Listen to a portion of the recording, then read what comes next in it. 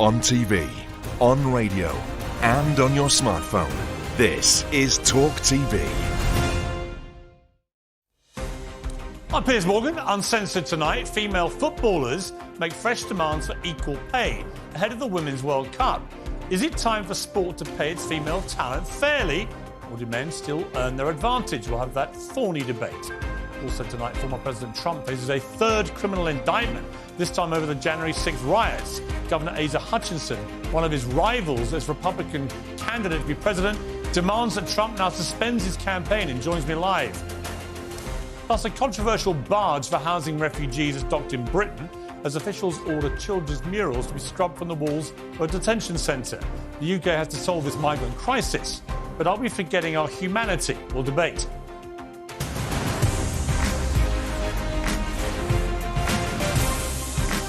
Live from the News Building in London, this is Piers Morgan Uncensored. Well, good evening from London. Welcome to Piers Morgan Uncensored. Many of the stereotypes about millennials are almost as lazy as some of them are. They like avocados on toast. They take photos of avocados on toast. Bad tattoos, skinny jeans, dating apps, cats, you get the picture. And censorship, of course. Like a lot of stereotypes, they begin life with a kernel of truth. A major survey in the US found that a plurality of people aged 25 to 34 now think using the wrong pronouns should be a criminal offence. Almost half of them think you should be prosecuted for saying he instead of she if that he is becoming a she, or if he or she just wants to be they or thinks they should be a she, he, they, or something like a cat. You could be forgiven for being as confused about this as some of them are. And that's the point. Most decent people have no real problem with referring to trans people by their chosen gender. I try and do it myself. If nothing else, it's just polite and good manners. But most decent people also find all this completely baffling. Stop someone in the streets of Barnsley or Baltimore and ask them for their personal preferred pronouns, they'll ask you what the hell you're talking about. Look what happened when CNN, the very paragons of virtue signalling, analysed the disastrous impact that trans influencer Dylan Mulvaney, who until last year identified as a gay man, had on sales of Bud Light. They don't like the way Dylan Mulvaney was treated after this whole controversy started. He, of course, is the transgender person they were going to sponsor and go along with Bud Light. They didn't like how Bud Light didn't stand by him. Him? Oh, dear. Well, he was a him last year, but not anymore. And the next day, CNN, where I used to work, full of fine people, all very well-intentioned, had to issue a grovelling apology. Before we wrap up today, we do want to make an important note. Yesterday, in a segment about transgender influencer Dylan Mulvaney, who was featured in Bud Light's recent campaign, she was mistakenly referred to by the wrong pronoun. And CNN aims to honor individuals' ways of identifying themselves, and we apologize for that error. Tut, tut, tut. I mean, really. Execution is too good for them. But you see, that's how difficult it all is, isn't it? Should CNN journalists now be jailed for that obvious hate crime? And criminal offence or not, the tyranny of the pronoun police is all around us. Misgendering can get you kicked off YouTube, which for some people has removed their main source of income. It briefly led to the What is a Woman documentary by Matt Walsh being banned on Twitter. And Oxford College just warned it will expel students for misgendering each other.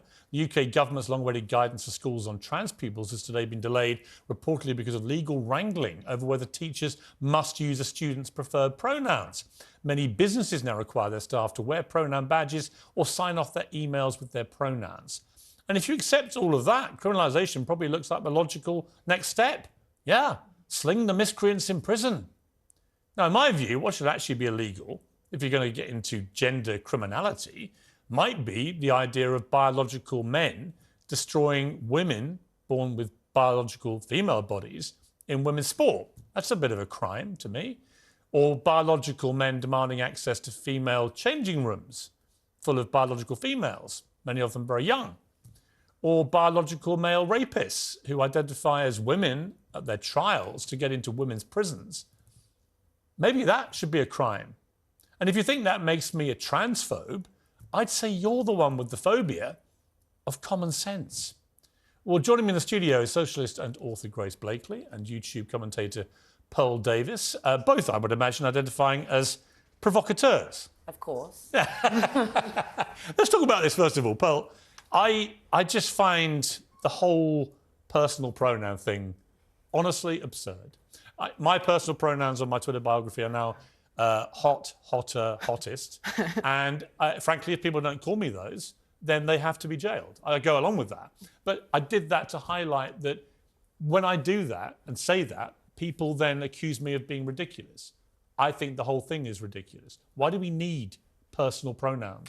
We don't need personal pronouns. I don't think it's kind to allow people to live in delusion. Wait, are you at the end of the day, pronouns? at the end of the day, at the end of the day, personal at the end of the day, other than we don't the look. regular. We all know what a language. man and a woman is. Okay, just because you dress like a woman, talk like a woman, act like a woman, it does not make you a woman. And I am so tired of us allowing these people to let us live in delusion. It is delusional to think you are the opposite gender, and it is not kind. I can't even go on. I love flying British Airways, right? My preferred airline, a wonderful airline. And there always used to be a lovely posh voice saying, "Good afternoon, ladies and gentlemen, welcome to Britain." And I used to felt soothing, particularly if I came from another country back to Britain. I felt immediately at ease. My captain was there, sounding like he was, from some wonderful Pathy news bulletin, and he referred to us as ladies and gentlemen. That's now been banned. They're not allowed to say ladies and gentlemen because there might be one person on the plane who says, whoa, hang on, I don't identify as a lady or a gentleman. Well, OK, fine, I don't care, but I do. So where's my right to be called a gentleman? Grace? You know how I feel about this. I'm so bored of it all. I'm so bored of the fact that this is the one item that's constantly coming up over and over and over again. And you can completely see why, right? Conservative governments have destroyed our economy. We're in the middle of a massive climate crisis, just after the hottest week ever. I've just come over from Europe. It's extremely hot. And instead of talking about that, we spend hours and hours and hours talking about pronouns, talking about going into bathrooms, talking about, all of this stuff that just doesn't matter. Yeah, but you see, it doesn't matter. Hang on.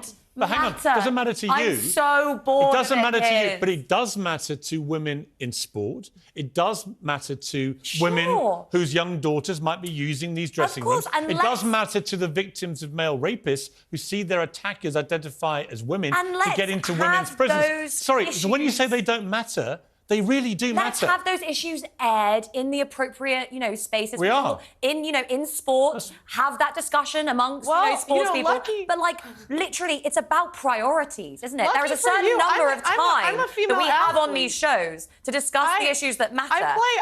You don't think women's... Hang on, before we come to our next... I don't think women's sport matters as much as climate change. I think does women's having equality a planet matter? in which we can play sport matters more than the rules of sport. Does women's equality matter? I know that makes me probably absolutely Does women's insane. Equality matter to you? Well, yeah, of course, but actually, the whole point that I was going to make on this segment actually is that you cannot separate feminism from class issues. If you're just going around saying I don't know, I think the female CEO of a weapons manufacturer should be paid the same as a male CEO, and that's the hill I'm going to die on. I'm not fighting that fight with you because ultimately, what I care about are the struggles that ordinary women face every day. Well, let's come to the main point of the segment, which is this issue of women's rights to be paid the same as men in sport. Now, the Australian women's football team have criticised the pay gap in the upcoming World Cup prize money. Let's take a look at what they said as a team. 736 footballers have the honour of representing their country on the world's biggest stage, this tournament. Yet many are still denied the basic right to organise and collectively bargain. Collective bargaining has allowed us to ensure we now get the same conditions as the Socceroos, with one exception. FIFA will still only offer women 1/4 as much prize money as men for the same achievement.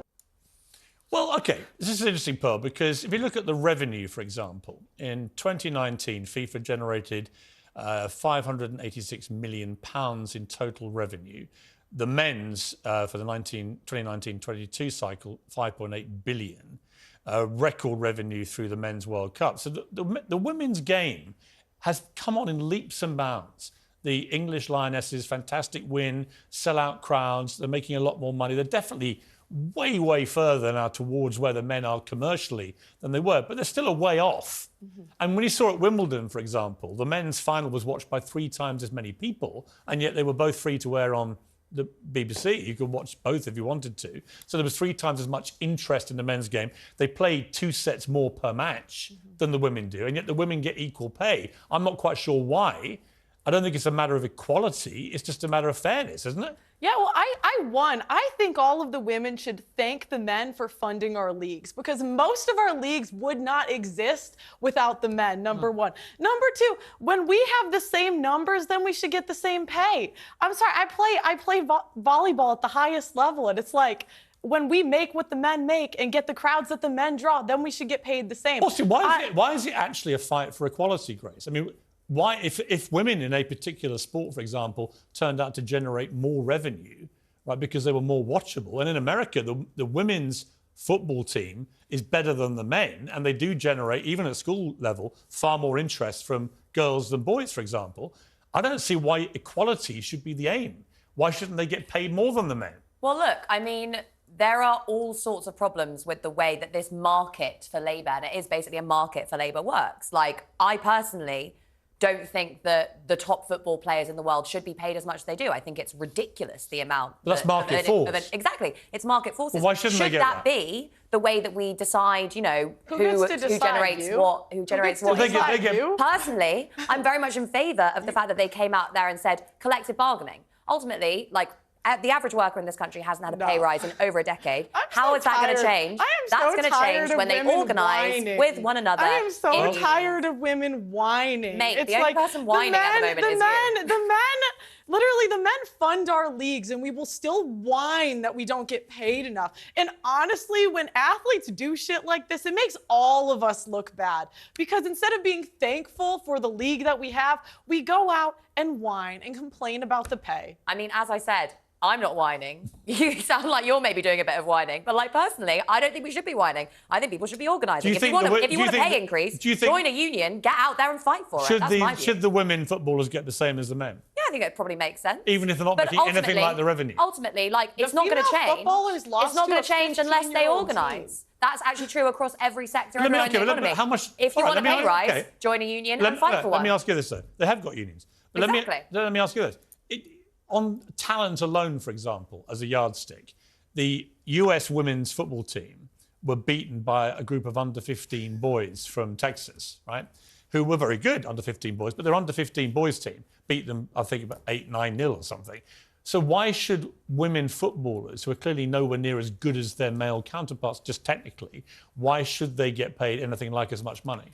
Well, I mean, you know, it sucks, doesn't it, that, like, as a woman, okay, you play volleyball. I'm a surfer. I absolutely love surfing. It's very hard for women to build up a body strength. This is something that I've learned very much the hard way. And so, surfers, by the way, there is equal pay. Yeah, there is. And actually, you know, it's one of those sports where... Can a woman be as good as a man or not? Well, it's different. It's a different sport, really. It's not, you know, it is the same sport, but it's very different watching a woman surf than it is watching a man surf, because, you know, the average male body is different from the average woman, like, woman's body for all these... But is there any actual technical reason why a woman can't do with a surfboard what a man can do?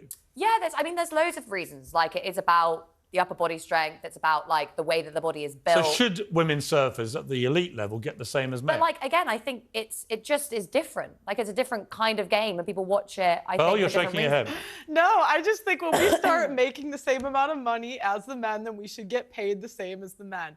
I don't hear the men whining about OnlyFans models getting paid more than them. I don't hear the men whining about models getting paid more than them. Kendall Jenner is the highest paid supermodel. Where are the male supermodels? But whenever men dominate in an industry, women will just complain.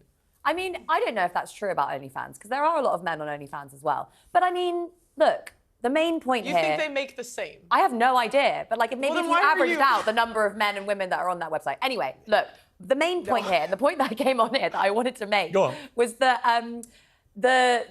the problem that we have in our economy at the moment is not that, like, the average football player isn't paid the same as the average man. It is probably an injustice, and I'm glad that they're organising and working together to fight for that. But ultimately, the problem we have in our economy is that nobody's getting paid enough money because inflation's eroded people's wages. Even before that, no one had a pay rise in a really long time. And the lesson from this is As I've said, I'm going to say it again because it's an important lesson and no one knows about them anymore because they see them as a hangover from the 1970s. Join a union because otherwise your bosses are going to walk but there are over you. unions for all these. It's the unions that are fighting for them. Exactly. But just as a general point, though, the principle you think that women should get paid the same, even if they're not as technically as good and not producing as much revenue. Well, it's a subjective judgment, isn't it, on whether or not they're like technically as good? Well, not really. No, it's not. Because people watch men and women's sports for different reasons. Well, let me give an example. An example would be the Olympics. If you made it non-gender specific, how many women would win medals? Well, I mean... None. Okay. Maybe in equestrian and maybe in shooting, I think, are the two. But again, I think... Where there's no sense that the men might win.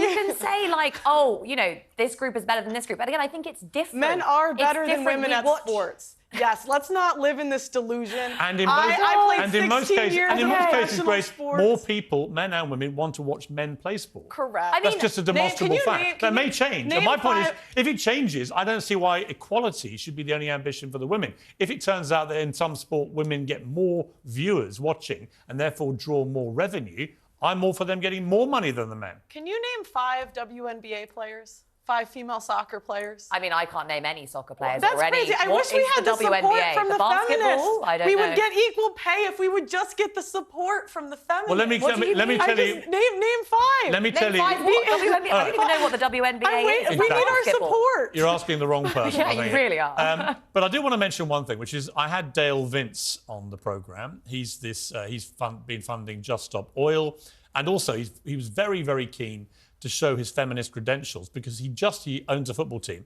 and he had just hired the first female manager of a football team. But there was a slight problem, which he only made her the caretaker. And I saw a potential flaw here. So let's see what went down when I interviewed him. You didn't think by appointing the first female caretaker manager of a professional men's team you would get any attention? She's the best candidate for the job at the club. This is what happens. You look at within the club, you find your best coach and you say, take the team in an interim period while we do a proper recruitment process. That's all that's happening here. Why do you keep coming back to that? Because she's only a caretaker. Our record of appointments. She's only a caretaker. Look at our record of appointments. So if you believed in her that much, you'd have made her manager. You've got all the publicity, but actually she's not got the full That's job. not how it works. And I suspect what's going to happen is you're going to go and find... I thought you understood football. You're going to probably go and find a bloke to replace her, and then you're going to have to deal with that. I thought you understood football, Piers. I do. I'm an Arsenal fan. Did. Well, you might be massively unsurprised to learn that 12 days later, Hannah Dinkley has been removed from her job as caretaker manager and replaced by a man. Yeah, Dale talked a good game on feminism and women's rights and boasted about it and got all the publicity. And in the end, he got rid of her after 12 days and put a bloke in charge. And you can make your own view about Mr. Vince for doing that. Lovely to see you both. Thank you both very much indeed. Uncensored next, former President Trump says he expects to be arrested again by a federal inquiry into US Capitol riots on January 6th last year. Republican Governor Asa Hutchinson, who is running as a Republican candidate to be president, says that Trump must now suspend his campaign. He joins me next live.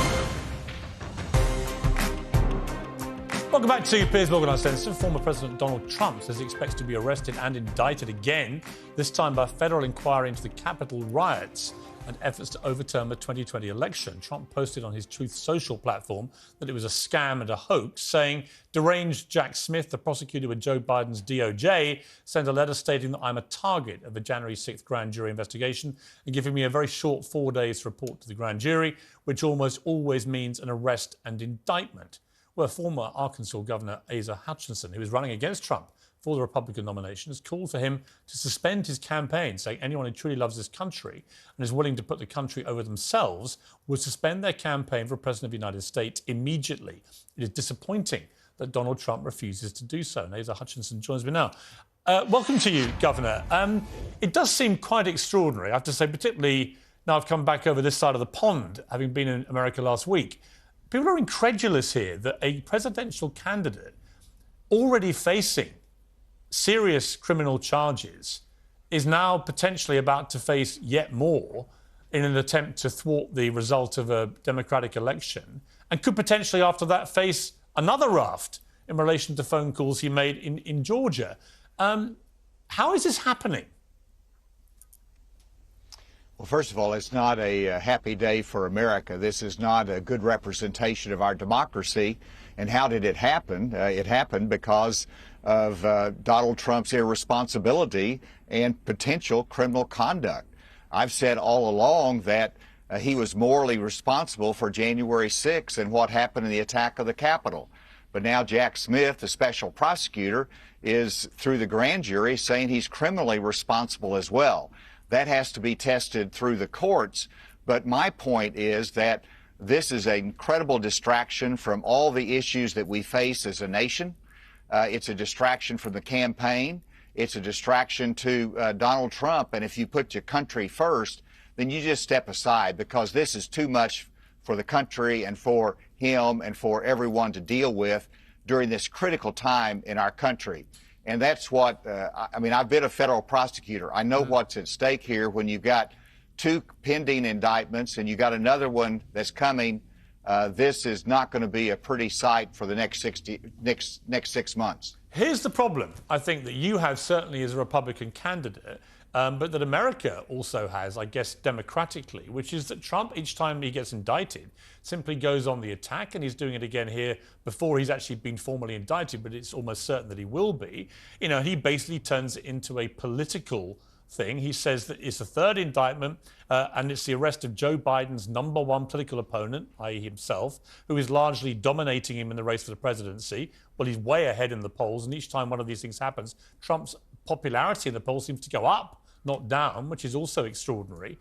What can you, as a Republican candidate trying to make him suspend his campaign, which I don't think he will for a moment, what can you do to stop the Trump machine from just barreling through all this, given that his own supporters, his own base, simply don't seem to care? Well, you're right, Piers, that he's very likely to go up in the polls, get a bump from this because of the indictment, and there's a perception that this is politically motivated in some way. And of course, who drives that? That's driven by Donald Trump. And what's happening here is that he's not talking about the facts, he's talking about the politics of it.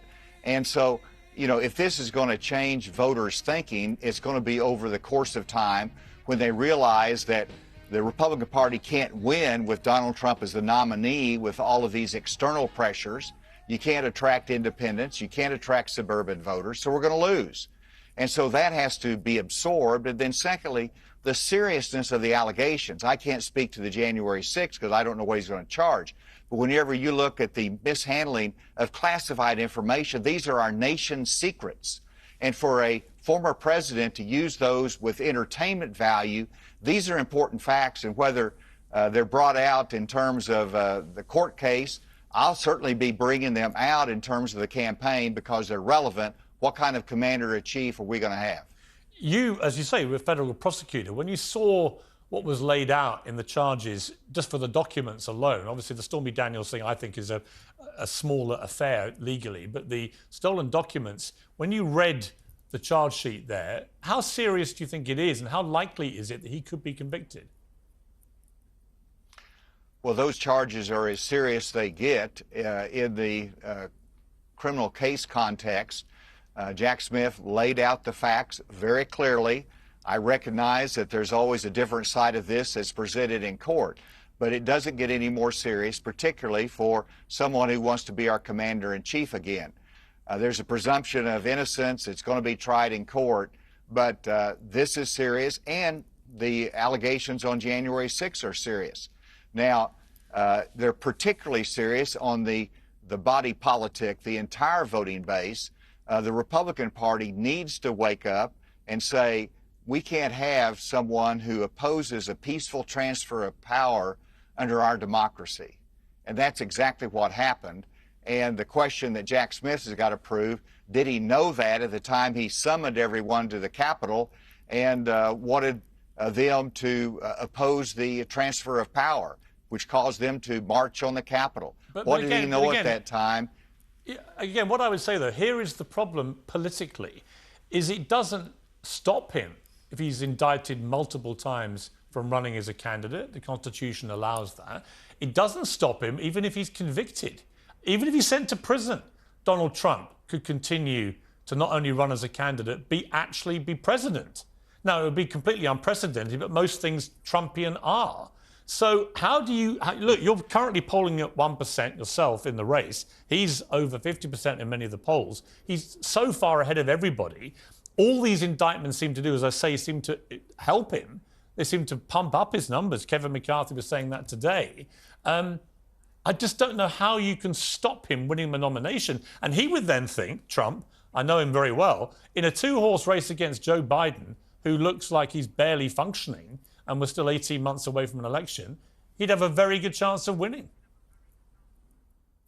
Well, that's the only hope that Joe Biden would have, would be if Donald Trump is on the other side, indicted, not being able to pull independent votes. And that was the what we had in 2020 when he wasn't under indictment, and he lost. He lost that race, and a lot's happened since then. You ask what's going to change it. I don't know. But I know that as a candidate who cares about this country, you don't sit on the sideline when our democracy's at stake, whenever our country's at stake. I'm engaged in this fight. We got 6 months before the Iowa caucuses, and I know that Iowa's looking at this and potentially looking for an alternative. The other candidates were in mostly single digits. It's going to be who surfaces out of that and who takes on Trump straight on, and I think you've got to do that if you're running for president in the Republican primary. There are two clips I want to play. One is Donald Trump when he talked about what he could get away with because of his popularity, and he talked about shooting someone on Fifth Avenue. Let's take a look. They say, I have the most loyal people. Did you ever see that? Where I could stand in the middle of Fifth Avenue and shoot somebody and I wouldn't lose any voters, okay? It's like incredible. Now, he was presumably joking, but actually, he's probably right now. It would look like he could almost certainly do what he said there, and it wouldn't move the needle at all. And secondly, I want to play a clip. This is of you being booed at the Turning Point Action Conference yesterday. Let's take a look at this.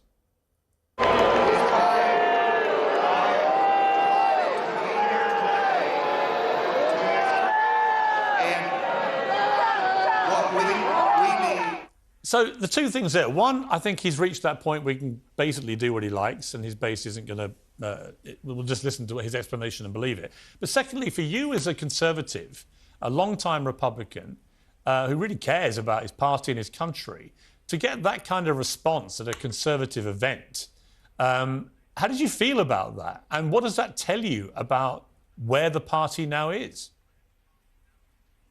Well, on the first clip that you played, what that tells you about Donald Trump is that he's full of arrogance. I think everybody knows that. And whenever I think about public service, I think more about humility and serving the public versus serving your own interest. The second clip that you played was me speaking really at a pro-Trump gathering.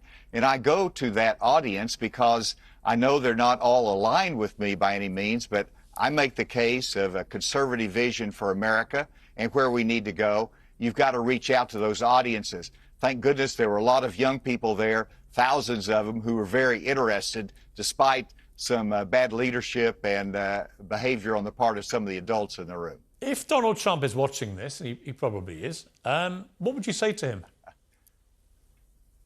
Well, I would say step aside for the good of the country.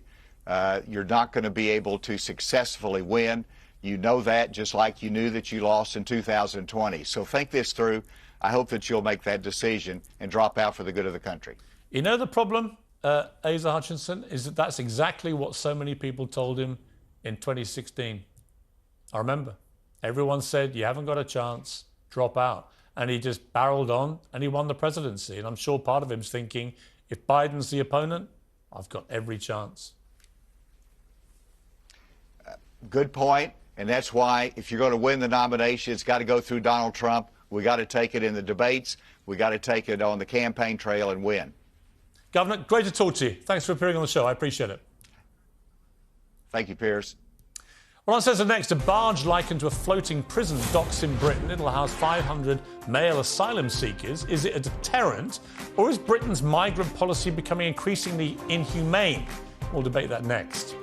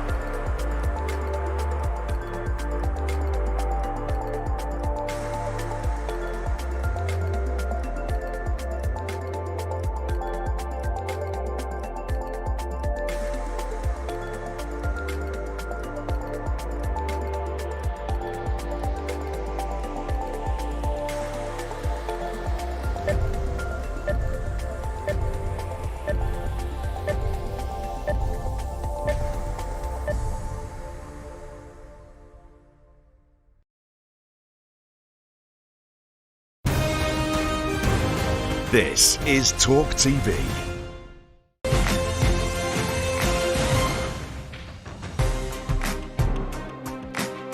Welcome back to Piers Morgan Uncensored. A barge, which is set to accommodate 500 asylum seekers, has been likened to a quasi-prison and is now docked in Dorset. The arrival of the controversial vessel comes hours after the government's illegal migration bill passed the Lords. The Prime Minister's spokesperson has defended the use of barges to house migrants, insisting it's a cheaper alternative to accommodating them in hotels.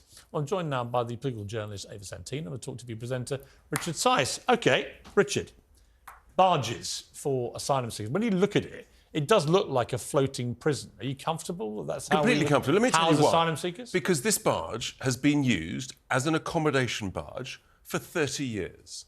Twice it's been used in different countries for asylum seekers. It's been used for construction workers for offshore wind farms. It's been used in Shetland in Scotland for the construction workers for a gas plant. I don't recall hearing Alex Salmond or Nicola Sturgeon complaining back then when it was working towards their economy. This is a sensible... Such a ridiculous false equivalence. It's not a false equivalence. No, it's exactly right. Though. It's been used by construction workers. Who were there by choice. Like they weren't fleeing war and persecution, weren't they? We know that many of these are economic migrants, and they made the choice to come here, Ava. So that completely it's so dull sometimes I tell you what, having this it's argument not dull. because you it's not dull at all. No, because you're so just, why is it appropriate for construction workers but not appropriate for people who've come across the English Channel? Because firstly, they were there by choice, and secondly, the reason that these people have come here by their own choice. They could have stayed in the safe country of France. To use this barge is because it looks intimidating and it looks unappealing. Absolute nonsense. Yes, it's been used as an accommodation barge for 30 years, All right. and no one's complained. Okay, I tell you what, I'm going to make an offer. Why don't we suggest? I'll go down to the barge. Here's my response to you. It comes up. They've doubled the number of people on the barge to what it's normally housing. So that's a fact. That's actually not true. It's not true? No, that's not true. I'm told that is true. I'm told that's not true. What's your source that it's not true? It's been used over 30 years. Have you been on the boat? Well, apparently they've doubled it for the asylum seekers. Yes. There've been twice as many people on it. But it was originally used as asylum seekers in the Netherlands and elsewhere with the same sort of number. This is its maximum capacity. You don't know that. I do know that because I checked it up today. Here's my offer. Let's go down jointly. Let's go and stay for a couple of nights and see what it's like. That's a good idea. I tell you what, we could live using their good Wi-Fi. We could come on your show. That's a great idea.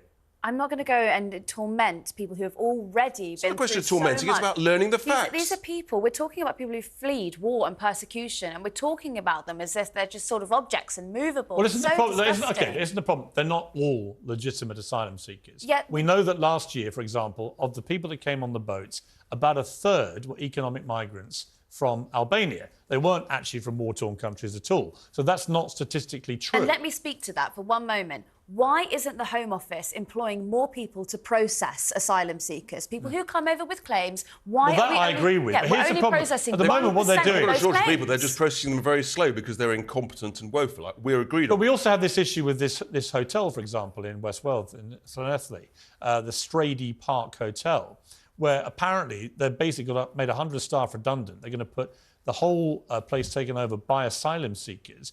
And local residents have gone completely nuts about this. And I can understand why they'd be concerned about that. That can't be right either. Putting them up in 4-star hotels at our expense grates with people, right? Putting them on the barge might grate with you, but you've got to do something with them until they sort out the processing centres. Then explain to me something, Piers. All right, there's double the amount of people that should be on that barge. No, right? there's not. Okay, That's hang on. a lie. All right, well, we'll ignore that premise for a moment. What if something breaks out? Come with me and test it.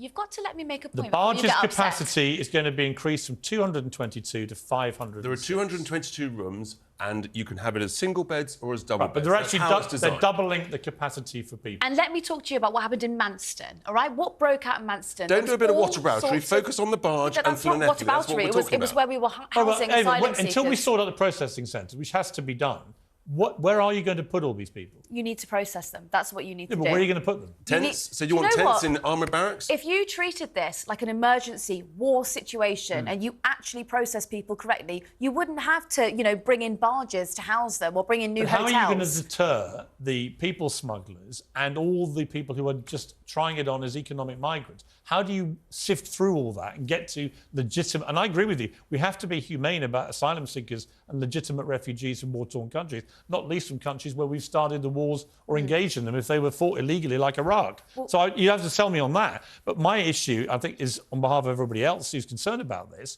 is that you've got to do something about all these people coming. Where do you physically put them? And putting them in 4-star hotels is causing a lot of social unrest. You can't have that. The processing isn't up to speed yet. The barge, all right, you can say it looks like a prison camp.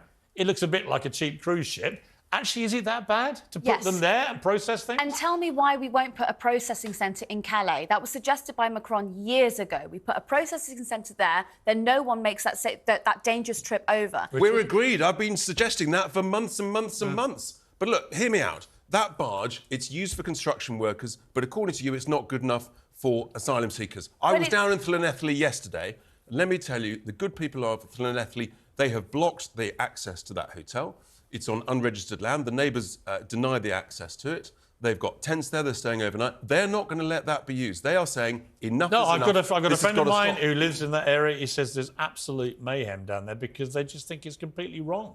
And I got a lot of sympathy with it. It's the main hotel, the main conference and spa hotel for the whole of Llanelli and the surrounding area. That cannot be right, Ava. But what I don't understand is why there is this sort of categorisation of people. Why you think that people who are fleeing war and persecution are somehow not supposed to be staying in that hotel. Somehow, for some reason, other people... So you don't care about the 100 Llanelli community residents who've been made redundant? Why are they better people? Because they're British citizens. And most of those people have come here illegally. They've broken the law. See you out on the They've come here without a visa. I was down in Llanelli yesterday talking to the good residents of Llanelli who are absolutely steaming furious. I'll tell you what the other thing people are steaming furious about. According to a YouGov poll released today, 63% of Britons now consider Brexit to have been more of a failure than a success.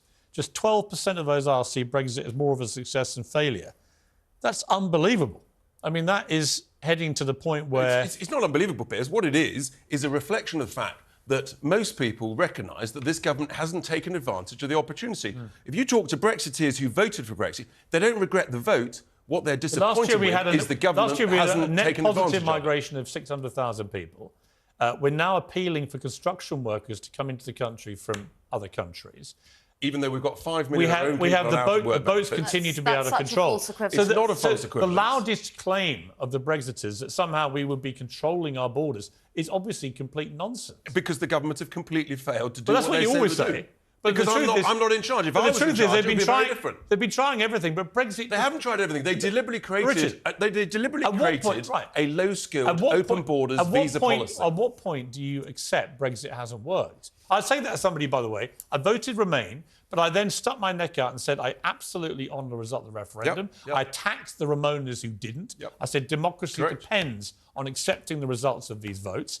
But I think the argument not to have another vote, if that number of Britons... Piers, we've only left 2.5 years, and the vote was in 2016. Yeah, but we've only left... Piers, we've only left... That's nearly 8 years ago. No, Piers, don't be disingenuous. We left in trade terms at the end of 2020. I tell you what, if I was in charge, it would be a great success. No, you wouldn't, frankly... No, because you wouldn't have a trading agreement with the largest trading bloc. We've got a trade agreement with the largest trading bloc, but you right? can't... And we've just signed another one with an even bigger trading zone in Asia, the fastest growing trading zone. It's almost like talking. It's like there's no point in speaking because obviously you know that exporters are now facing all of this red tape. They're fighting to get their products into Europe and they're paying extortionate fees to do it. You know that. Isn't it?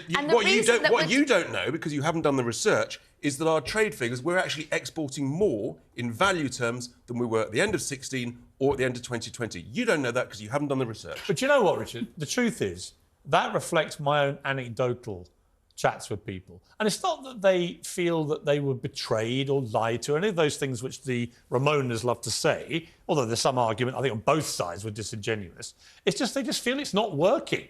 And they feel that after a pandemic and a financial crisis and a war in Europe, the last thing we need is to be pouring fuel on our own wounds. And they feel that's what we're doing. It's not working. So my question is, at what point does Brexit need to work to justify not having another referendum?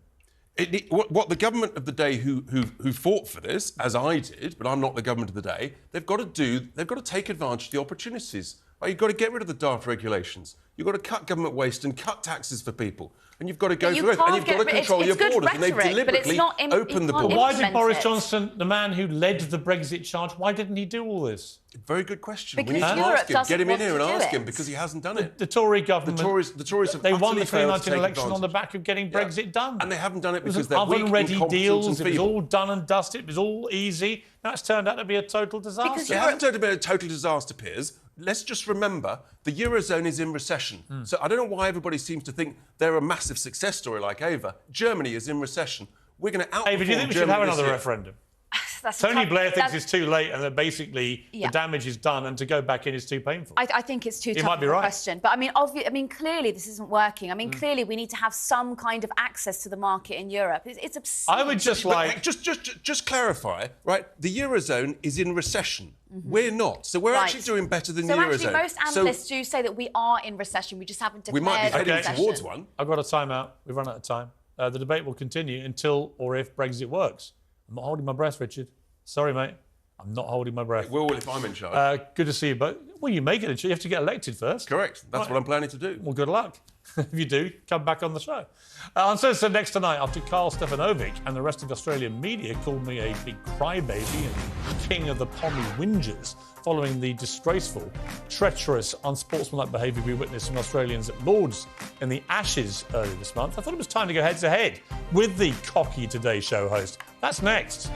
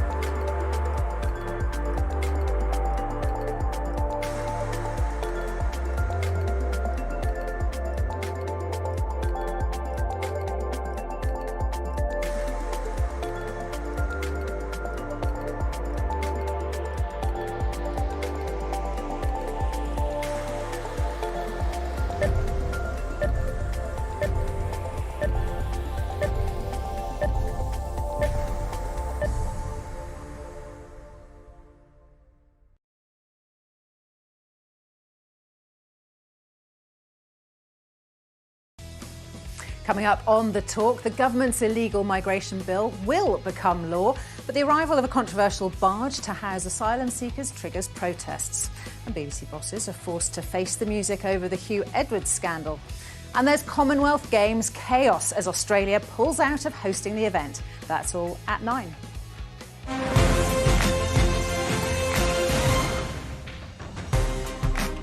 Welcome back to Piers Morgan Uncensored. I took a bold stand against the unsporting treachery of Australia's cricketers at Lord's earlier this month in the Ashes, and in turn, the Australian media took a bold stand against me. The Australian Telegraph newspaper dressed me, Ben Stokes, Sir Geoffrey Boycott and Rishi Sunak as giant babies with the headline, "A wobbly lower lip, Suki Poms keeps spitting the dummy." Wasn't just the papers. Karl Stefanovic, a TV presenter who is flatteringly for him known as the Australian Piers Morgan, said this on the big breakfast show over there. Piers has said that he will come on our show when England win the series 3-2. He's such a lightweight. He is a lightweight. Oh, he's pathetic. Toughen up, mate. Absolutely dreamy. Expected more out of him. Oh, I can't believe it. What a loser. What a loser. He didn't stop there. He asked Australian Prime Minister Anthony Albanese to ban me from the country. Is it time to revoke the visas of English elites like Piers Morgan? That would be a very harsh measure, Carl. What it might be better to do is to allow people like Piers Morgan to come in and to come on your show and remind him of Australia's massive Ashes victory. Yeah, you've won nothing yet, Prime Minister. We're going to win the Ashes. And ahead of the do-or-die fourth Test match at Old Trafford that starts tomorrow, I decided it was time for me to confront Mr. Stefanovic one-on-one. Well, I'm joined now by Carl Stefanovic. So, Carl, you've been giving it the big one for the last few weeks, but you've gone very, very quiet since we rolled you over in the last Test match. Is that nerves? Basically, Piers, you know how it is down under. We don't really worry about things until the very last minute. We've been gathering the troops at the fray. We've been getting our little toys out of our kids' cots so that we can send them over to you. This is one of the native bilbies that you'll be sent in the next couple of days in the lead up to the test, that you can throw them out of your cot with your dummies when Australia starts to pound you on day one. We are very fired up about this, but in a very quiet way. Obviously, we wake up like this, Piers. Preparation, handsome, delicious Australians. I know that upsets you greatly. I know that makes you cranky, but this is how we wake up in preparation for a big test. Quiet and handsome. Actually, you look as haggard, drawn and old as I used to when I did breakfast television. And thank God I'm now in prime time, words you can only dream about, which is why I look, by comparison, so youthful and dynamic. Youthful and dynamic. Actually, I will say this. You have looked better after that last victory. I know how concerned you were about it. And that's why we gifted you one Test match. I mean, can you imagine what would have happened in your country if Australia had won that one? You would have been crying in the streets. The GDP would have gone down. You would have had to replace your Prime Minister, the toothpick with eyes, as we call him over here in Australia, with another Prime Minister. There would have been absolute mayhem. So we've gifted you this one. We're giving you an opportunity to get back into the series because deep down, even though you sent the worst of us to Australia decades, hundreds of years ago, we're back here for you and we still kind of like you in a strange way. You know what, Carl? When we sent all the convicts to Australia, I never dreamed for a moment that the people there would be still as undesirable as they were when we sent them. But there you are. Undesirable. Look at this. Who's the person you want to have lunch with whenever you come to Australia and you want me to pay? Come on, Piers. Let me ask you this. Let's get serious for one moment. Obviously, your Australian team cheated with Sandpapergate. You cheated again when Trevor Chappell bowled underarm. You cheated again with the Bairstow fiasco. Can you give any undertakings at all on behalf of your country that in the last two Test matches you may at least try and abide by the laws and spirit of the game? Look, I think this is why we've come to know you as the king of the whingers here in Australia, and some of us do love you. But effectively what we've done is, having been the worst of us sent out from, the worst and the best of us sent out from your beautiful country many, many decades, hundreds of years ago, we've basically used, you get upset because we use your rules to beat you. That's as effective as I can be this morning in my message to you. So we will use any rules and twist them back on the old dart because that's called progress. You guys are stuck in the 60s and the 50s and we're progressing as a nation forward at a fast pace. Just to wrap this, we're going to win the next test at Old Trafford. We're going to go to the Oval. We're going to Bazball you to within 1 inch of your lives. And then I'm going to come on your show and I'm going to do the greatest gloating segment in the history of breakfast television, and you're going to be physically vomiting live on air as I show you the Ashes and kiss them after the greatest comeback since Lazarus. And on that bombshell, Carl Stefanovic, as you call yourself over there, Stefanovic to your friends in Europe, I will bid you farewell until we win. All right, I'll see you soon. And if you win this next Test match, I'll come to London and we'll do it in person. And you could buy me a massive lunch. I look forward to it. Take care, Carl. Done. All right, love you, mate. Bye. So think about Australians. I love them. I love the country. I love the culture. But when it comes to cricket, they are utterly unbearable. And yes, I do know this show airs on Sky News Australia. So, good evening, Cobbers. But I think we're going to win. And when we do, I'm going to see Mr. Stefanovic. That's it for tonight. Come on, England. Bring back that urn. You can do it, Captain Stokes. Good night. Keep it uncensored.